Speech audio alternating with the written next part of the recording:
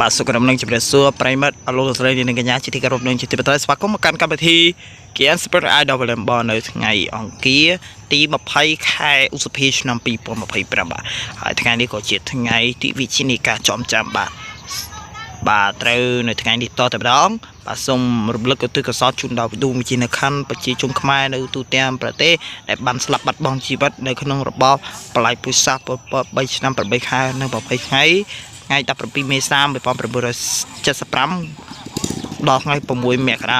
1979បាទ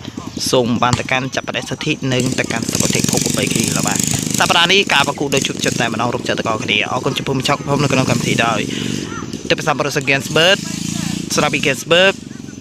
ស្រាប៊ីហ្គេនស្បឺតស្នូភេសជ្ជៈប្រកបឡើងពុស្ទមភេសជ្ជៈអៃដលនៅតែកំពុងប្រេស៊ីកម្ពុជាសូមគោរពបញ្ជារីទីទេសនាដូចតលលស្រីនាងកញ្ញាប្រិមត្តជាទីគោរពនិងជាទីបត្រៃសូមគោរពបញ្ជារីទីទេសនាកម្ពុជាសិតទី1សវិជ្ជា2ម៉ាត់ឆ្វេងដំបូងគេបាទទៅហើយកន្លែងនេះបាទចូលកញ្ញាំបាទប៉ាសេឲ្យម៉ាត់ឆ្វេងចូលទៅហើយកន្លែងនេះបន្ទើបានខាងម៉ាត់ឆ្វេងបាទដូចជាបន្តបានខាងម៉ាត់ឆ្វេងបាទ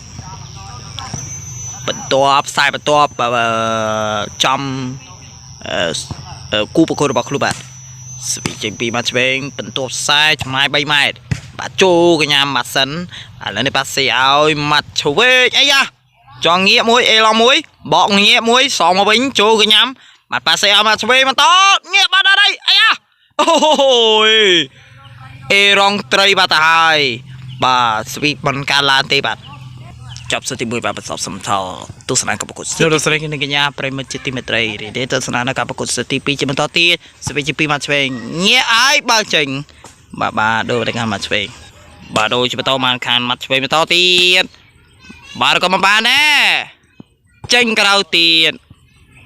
បាទចង់ខ្សែទៅហើយប៉ះបកោខ្សែបាទបន្ទុបាននៅមកឆ្វេងបន្ត